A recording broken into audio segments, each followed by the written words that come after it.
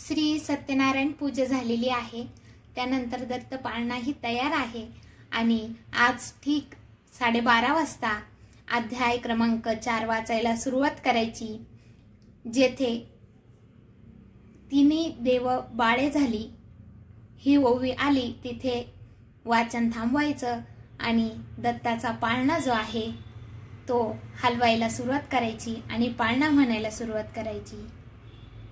झुले पाळणारे बाळा अनुसूया गाते, ब्रह्मा विष्णू महेशाला आज जो जविते, झुले पाळणारे बाळा।